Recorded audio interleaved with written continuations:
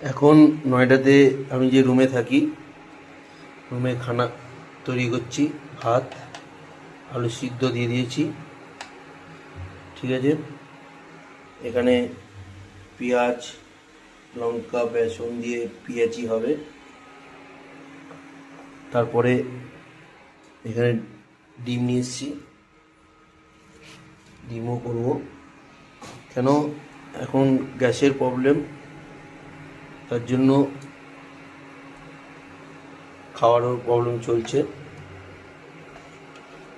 ইন্ডাকশানে বানাচ্ছি,